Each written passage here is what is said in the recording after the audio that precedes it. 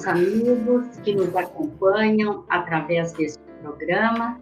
É uma satisfação muito grande estarmos falando mais uma vez sobre assuntos inerentes à doutrina espírita. Hoje nós temos a grata satisfação de receber Adriano Lino Greca. Adriano é trabalhador do Centro Espírita Ildefonso Correia e segundo vice-presidente da Federação Espírita do Paraná. Também veremos a mensagem do Momento Espírita. Bem, não há assunto mais importante do que o estudo do pensamento, de seus poderes, de sua ação. É a causa inicial da nossa elevação ou do nosso rebaixamento. Prepara todas as descobertas da ciência, todas as maravilhas da arte, mas também todas as misérias e todas as vergonhas da humanidade. Não atua somente ao redor de nós, influenciando nossos semelhantes para o bem ou para o mal. Atua principalmente em nós. Gera nossas palavras, nossas ações e com ele construímos dia a dia o edifício grandioso ou miserável de nossa vida presente e futura. São palavras de Leon Denis, que se encontra na terceira parte do livro O Problema do Ser, do Destino e da Dor. Nós vamos conversar, então, com Adriano sobre o pensamento. Adriano, é uma alegria muito grande para nós poder recebê-lo virtualmente em nosso programa. Ivone, de igual forma, para nós é uma alegria muito grande estarmos aqui participando com estes recursos que hoje a tecnologia dispõe, vencendo as distâncias, a questão do isolamento, mas juntos. Eu acho que isso é o que importa, né? Continuamos juntos e trabalhando. Adriano, qual é a importância do pensamento? Essa obra de Leon Denis, a que você fez referência, O Problema do Ser, do Destino e da Dor, já nos dá, ali nessa fala inicial, já nos fala um pouco da importância do pensamento. Há poucos dias, mais especificamente no dia 30 de maio, nós pudemos observar, acompanhamos todos extasiados, mais uma verdadeira aventura espacial, quando alcançou a Estação Espacial Internacional uma nave chamada Dragon X, Dragão, né? E que levava 2 astronautas norte-americanos àquela estação espacial. Isso tudo nos fez pensar que surge do pensamento de alguém, surge do sonho de alguém, do desejo de alguém de alcançar o espaço e se realiza, se concretiza. Quanto planejamento, quanto estudo, quanto trabalho para que o homem possa hoje alcançar o espaço, permanecer lá em órbita, numa velocidade astronômica. Então, como é bonito a gente perceber o potencial do pensamento humano. Mas também temos que entender como sendo o pensamento o principal atributo do espírito, aquilo que nos caracteriza e que, por anteceder as nossas palavras e os nossos atos, tudo em tempos como estes que nós estamos vivendo, é extremamente importante que nós tenhamos um controle, uma disciplina, uma reflexão, enfim, que nós possamos compreender a importância do pensamento, mas, sobretudo, para que possamos dominá-lo e colocá-lo a nosso serviço, a serviço da nossa própria existência espiritual. Adriano, o pensamento não é uma coisa nossa, íntima, não ficam restritos à nossa própria intimidade? aprendemos com a doutrina espírita que vivemos envolvidos pelos chamados fluidos espirituais. Allan Kardec, no capítulo 14 de A Gênese, ao estudar estes fluidos, ele dirá que eles são o veículo do pensamento. O pensamento, portanto, ele se irradia, ele extrapola esses limites que são impostos pela nossa caixa craniana, e então, por mais que ele esteja na nossa intimidade, ele tem essa capacidade de impactar o meio onde nós estamos inseridos. Não apenas o meio, como toda a nossa própria intimidade do nosso corpo espiritual. E Kardec denominou perispírito. Então, Ivone, ele impacta em nós, mas impacta no meio, porque estes fluidos espirituais, eles não possuem características próprias. Eles são neutros. O codificador usa o seguinte termo: eles não possuem características sui generis. Eles, então, poderão receber, em função do nosso pensamento, as qualidades que nós a ele impusermos em função daquilo que estamos pensando, vibrando e irradiando. Então, nosso estado emocional, nosso pensamento de tranquilidade ou de intranquilidade, de segurança ou de medo, de pessimismo ou de otimismo, tudo isso vai impactar a intimidade do nosso próprio corpo, mas também o meio onde nós estamos inseridos. Não é por outra razão que quando nós estamos num ambiente como o dos templos religiosos, de uma maneira geral, onde ali reine o verdadeiro amor, onde reine a fraternidade, nós vamos encontrar ambientes que são muito acolhedores, em que nós nos sentimos bem, alguns lares onde reina esse mesmo sentimento de fraternidade, amor, carinho, afeto, nós nos sentimos bem em companhia de determinadas pessoas, porque elas irradiam o fruto daquilo que faz parte do seu jeito de ser, mas que também do conjunto dos seus pensamentos. Por outro lado, podemos nos sentir mal em alguns ambientes, não é mesmo? Sim. E como eles atuam sobre os fluidos espirituais? Estes fluidos são, então, o veículo do pensamento. Ao pensarmos, nós estamos projetando os nossos pensamentos nestes fluidos espirituais, dando a eles esta qualidade, dando a eles as características. E assim nós formamos, por exemplo, Ivone, há um termo no meio espírita que todos conhecemos, a chamada psicosfera, que é este ambiente espiritual, esse ambiente formado pelo conjunto dos nossos pensamentos. Então, a psicosfera do planeta, nestes tempos de pandemia, tem sido impactada pelo conjunto dos nossos pensamentos. Vejamos que aos que estão aproveitando este tempo, esse convite que a natureza nos fez para uma reflexão profunda sobre os objetivos da nossa vida, estamos de fato aproveitando para uma maior aproximação com a família, para o exercício das virtudes, sobretudo nesse ambiente do lar, e experimentando outras possibilidades de comunicação, enfim, refletindo muito sobre aquilo que de fato tem valor. Então, empregando o pensamento de forma positiva, de forma construtiva. Mas também temos acompanhado pessoas que atuam ou que têm agido sintonizadas com estas mensagens que têm mais contribuído para espalhar o medo, o terror. E é como se nós perdêssemos a confiança em Deus.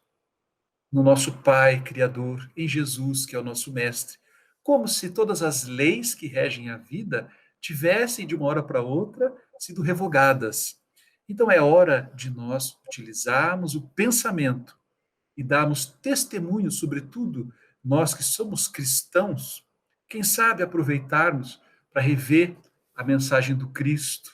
Ele mesmo recomendou que, se sabemos estas coisas, disse ele, se sabeis estas coisas, bem-aventurados sois se o fizerdes. Portanto, se vivermos as verdades que conhecemos, sabemos que Jesus prossegue no leme dessa grande embarcação que é a Terra. Tudo está sob o seu comando, sob o seu controle.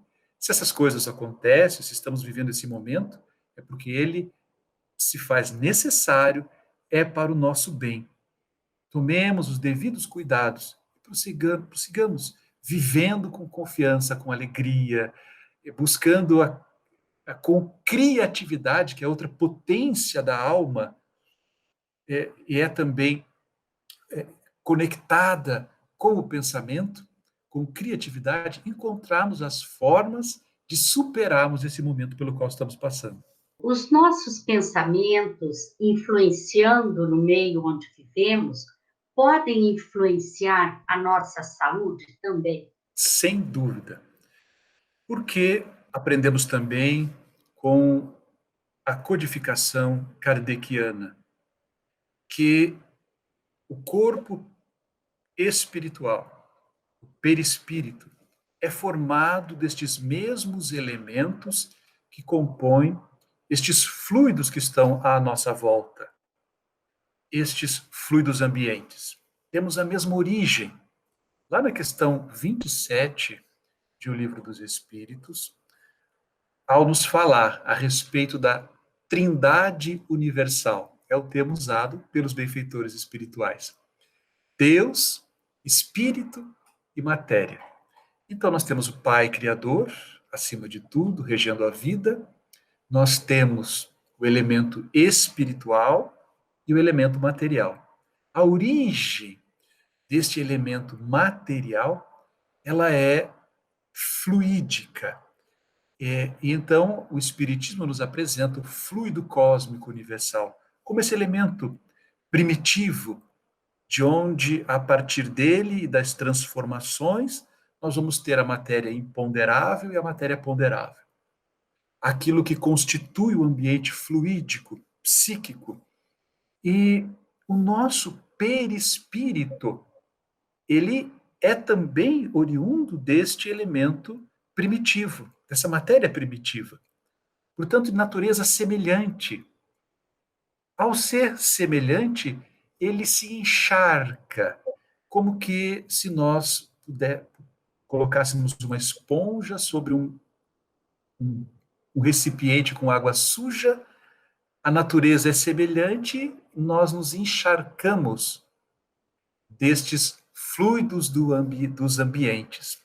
Mas também, ao emitirmos o nosso próprio pensamento, aquilo que pensamos vai se impregnando em nosso ser, no nosso corpo espiritual, no nosso perispírito, que é ligado molécula a molécula ao corpo físico, ao soma.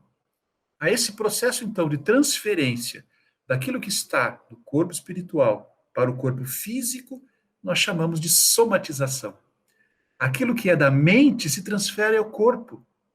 E o pessimismo, as ideias de vingança, a mágoa, o ressentimento, alimentados de forma sistemática, constante, vão se impregnando, se transferindo para o nosso organismo, e não é outra senão esta a causa dos nossos males de origem psicológico que se transferem para o corpo. Então, pode sim, os nossos pensamentos podem influenciar a nossa saúde. Daí porque, neste momento, nós precisamos vibrar positivamente, trabalhar a mente com pensamentos otimistas, de saúde, procurarmos ocupar a mente com boas leituras, bons filmes, tanta coisa boa que pode nos enriquecer a alma e as próprias vibrações. E isso pode nos fazer muito bem. Mas se somos aqueles que, por outro lado, alimentamos esse pessimismo, nós podemos nos prejudicar, sem dúvida nenhuma. E é por isso que dizem que o pensamento é criador. Sem dúvida nenhuma. Eu me recordo, acho que uma história que pode ilustrar um pouco isso é uma parábola védica, portanto, de origem oriental, indiana, chamada A Árvore dos Pensamentos. O pensamento é criador. É o próprio Leon Denis, na obra O Problema do Ser, do Destino e da Dor, que usa, ou que apresenta esta frase. O pensamento cria. Kardec a estuda profundamente, ao falar, inclusive, da fotografia do pensamento, como os espíritos se comunicam, como eles conseguem perceber os nossos pensamentos. Essa parábola ilustra um pouco de tudo isso. Ela diz que um homem caminhava no paraíso, e neste paraíso havia a chamada árvore do pensamento. Essa árvore tinha um poder muito curioso. Aquele que sentasse sobre ela, os seus pensamentos se transformavam em realidade imediatamente. Então esse homem, caminhando pelo paraíso, buscou a árvore do pensamento, sentou sobre ela. E então, ele repousou. Quando ele despertou, ele estava com muita fome. E ele pensou assim: mas que bom se eu pudesse ter aquele prato. E pensou naquela iguaria que ele apreciava tanto. E, num estalar de dedo, a iguaria se materializou em sua frente. Ele saciou a sua fome e, em seguida, pensou: mas se eu pudesse sorver, beber aquela bebida, era um chá que ele muito apreciava, ele gostava muito. Imediatamente, quando ele pensou no chá, o chá se materializou em sua frente. Então, o pensamento criador. Logo depois, ele começou a elocubrar. Às vezes a gente entra por esse caminho. Então, ele pensou com ele mesmo: mas o que está acontecendo? Isso deve ser coisa dos demônios, pensou ele. Por que será que a gente não pode pensar que isso era coisa dos deuses, né? Ou dos amigos espirituais? Mas ele pensou: isso é coisa dos demônios. E ao pensar, viu em torno dele várias figuras demoníacas. E então ele teve o pensamento fatal: agora estes demônios vão me matar. E ali mesmo ele perde a vida. De alguma forma, nós estamos sobre a árvore do pensamento. Aquilo que nós pensamos se concretiza. Então é preciso avaliarmos, analisarmos. Joana de Ângeles, na sua obra, ou em várias das suas obras, faz referência a essa necessidade de disciplinarmos, de edificarmos, de trabalharmos a retidão do pensamento, sempre sob a ótica do otimismo, das coisas positivas, com relação a nós mesmos, às nossas próprias vidas, à vida do outro. Este deve ser o nosso cuidado. Então, ela nos convida, numa obra intitulada Para Ser Feliz Hoje. Ela diz assim: pensa na luz e banhar-te-ás de claridades. Cultiva a escuridão e a treva com os seus sequazes armarão ciladas contínuas para ti. Pensa na luz, pensa no bem, pensa nas coisas positivas. E nós, sem dúvida, seremos envolvidos pelas coisas boas. Adriano, a gente percebe que nem sempre é fácil a gente controlar os pensamentos, né? Às vezes surgem pensamentos que a gente não gostaria de tê-los. Como que nós podemos educar, controlar os pensamentos? Vejo que aí nós nos deparamos com a atualidade do pensamento do Cristo, com a mensagem do Cristo, que há 2000 anos, mais do que isso, nos recomendou oração e vigilância. Essa vigilância é justamente a vigilância do pensamento. No tempo mais recente, é Kardec, que no Livro dos Espíritos, na questão 919, através da mensagem de Santo Agostinho, também nos dá uma receita de analisarmos diariamente, ao nos recolhermos, como foi o nosso dia hoje.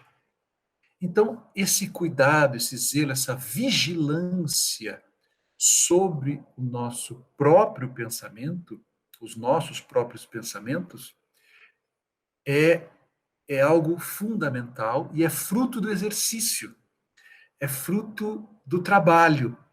Nada é, acontece ou passa a ser espontâneo em nós se nós não exercitarmos aquilo. Então, é Emmanuel que diz: a disciplina antecede a espontaneidade. Nós precisamos nos impormos a nós mesmos determinadas disciplinas. Nós temos tantas disciplinas relacionadas com as questões do mundo material, desde o tempo da nossa formação, do colégio, das escolas, nós temos lá um determinado horário. Depois, quando estabelecemos objetivos, nós nos impomos a disciplina do estudo em determinado horário, quando queremos, por exemplo, passar no vestibular.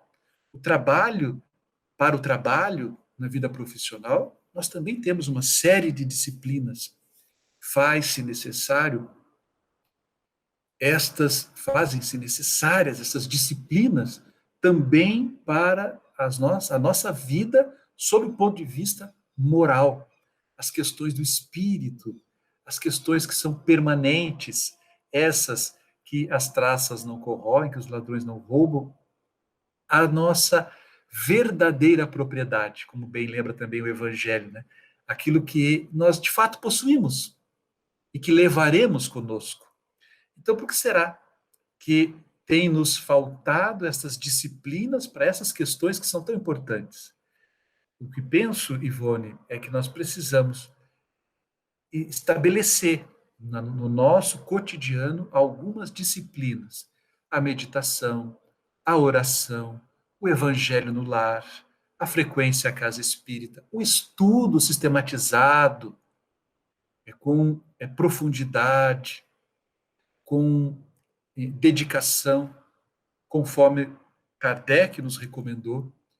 Tudo isso vai nos auxiliar nesse controle sobre os nossos próprios pensamentos, tem esse caráter da vigilância. E aí vem essa possibilidade da oração, em que nós vamos estabelecer a nossa relação com a fonte divina da tranquilidade e da harmonia, que é Deus, o nosso Pai. Adriano, nós entendemos que a vontade está bem atrelada aos pensamentos, né? O que você nos diz sobre a vontade? A vontade não é algo diferente, é também um atributo do espírito, e nós encontramos em um texto que está na Revista Espírita, quando Kardec nos fala da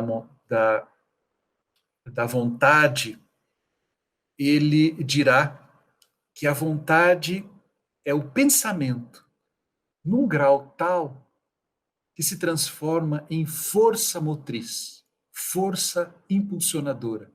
A vontade, Leon Denis dirá, é o motor, é aquilo que nos impulsiona. Nós precisamos querer. O Livro dos Espíritos terá várias perguntas que vai falar sobre a importância da vontade. É ela que vai gerenciar o nosso progresso, as nossas escolhas, a relação entre a vontade e o livre-arbítrio é tão grande que, em algum momento, o próprio codificador dirá que a vontade é o livre-arbítrio em ação. Então, nós temos nessa vontade a gerência dos nossos pensamentos. É a vontade que nos impulsiona, que nos faz caminhar. Porque nestes tempos, uma vontade fraca pode nos fazer, nos levar à acomodação, enquanto a vontade bem dirigida, que é o pensamento nesse grau tal, a vontade esclarecida pelo estudo, pelo uso da razão, pela fé raciocinada, tudo nos fará movimentar-nos no sentido do próprio crescimento, ao encontro dos nossos objetivos. Enfim, a vontade é essa força, Ivone, essa força que nos impulsiona, que nos faz caminhar, que nos faz levantar. E daí temos acompanhado a preocupação de Divaldo Pereira Franco, não apenas dele, ele é o médium, mas Joana de Ângeles. A sua última obra, mais recente, chama Vidas Vazias. Vazias de significado, de sentido existencial. Joana tem falado, Joana de Ângeles, espírito, através de Divaldo, tem nos falado da importância de nós termos o sentido existencial, objetivos para a nossa vida. Porque quando nós os temos, a vontade atua no sentido de nos levar em busca destas conquistas. É preciso, então, estabelecermos esses objetivos, pensarmos sobre eles, refletirmos e caminharmos. A vontade será esse motor que nos impulsionará. Adriano, nós agradecemos imensamente a sua participação. Ivone, de igual forma, agradeço a oportunidade. O tema é muito amplo. Esta obra de Leon Denis, particularmente a mim, toca sensivelmente. É uma obra que tem uma profundidade muito grande. E essa terceira parte da obra O Problema do Ser, do Destino e da Dor, trata das potências da alma, tão necessárias nestes tempos. Então, Leon Denis vai falar da vontade, do pensamento, da disciplina do pensamento, da consciência, do livre-arbítrio, do amor e da dor. A dor é o último recurso. Talvez, quando todos os que o antecedem falhem, se falharmos no pensamento, na vontade, no uso do livre-arbítrio, na disciplina do pensamento, no amor, a dor será o mecanismo de resgate. Que todos nós possamos trabalhar nesse sentido de usarmos bem as potências da nossa alma nestes tempos, a fim de que não haja necessidade da dor para nos impulsionar o progresso. Muito obrigada, Adriano. Agradecemos a todos que estão nos assistindo e convidamos para que assistam a mensagem do Momento Espírita, que tem como título Palavra de Saudade. O Momento Espírita é um trabalho realizado pela Federação Espírita do Paraná. Outras mensagens podem ser encontradas também no site momento.com.br. Muita paz a todos. Quem já passou pela experiência de despedir-se de alguém que muito ama, sabe o quanto dói acompanhar seu sepultamento ou entregar o corpo para a cremação. Afinal, o ser que animava aquele corpo foi infinitamente amado, acalentado. Mais do que isso, a sequência dos dias não ameniza a dor da saudade, que só faz aumentar. Quando a pessoa que se vai nos braços da morte é idosa, há um certo consolo que se expressa com ela vai descansar. É justo que descanse depois de tantas lutas. Mas quando são os jovens, as crianças que se vão de forma prematura, a dor parece não ter dimensão. Por isso, quando lemos a carta daquela mãe endereçada à sua pequena que partira há 8 meses, nos comovemos. Filha querida, 8 meses se passaram desde a nossa despedida. Incrível como o tempo passa. Ainda espero sonhar com você para abraçá-la e poder de novo acalentá-la em meus braços, como o fiz durante quase 5 anos. Hoje me detive a recordar detalhes de você. Lembrei de quanto você desejava ajudar-me nas tarefas da casa. Que está fazendo, mamãe? Quer ajudar? Recordei que a colocava sobre uma cadeira para alcançar a gaveta de temperos e que, enquanto cozinhava, você ia me alcançando o que pedisse. Você não os podia ver, mas reconhecia todos pelo cheiro. Este é manjericão. Este é manjelona. Mamãe, cadê a canela? Lembrei de quando fazíamos pastel e eu punha a massa em suas pequenas mãos para que me ajudasse a colocar o recheio. E o dia em que sua avó foi lhe ensinar a fazer bolachinhas. Quando lhe explicou que as 2 mãos tinham que ficar juntas, enrolando a massa para lá e para cá, você a surpreendeu dizendo: "Eu sei, vovó, eu tenho prática."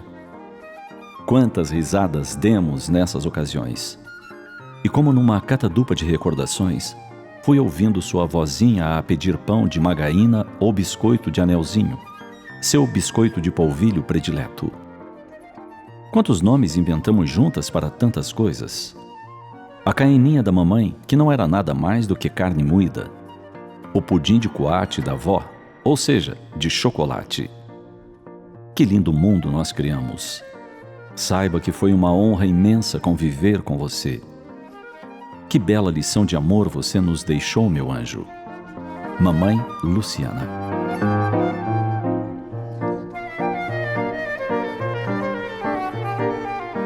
As palavras parecem brotadas de uma saudade feita de espera e de certeza. Espera de um reencontro em algum momento dessa ou de outra vida. Certeza de que seu pequeno anjo vive a imortalidade do espírito. E por isso, a mãe lhe escreve, contando que as palavras lhe chegarão onde quer que se encontre nesse imenso mundo espiritual. Que conforto é a certeza da imortalidade para os que permanecem na terra.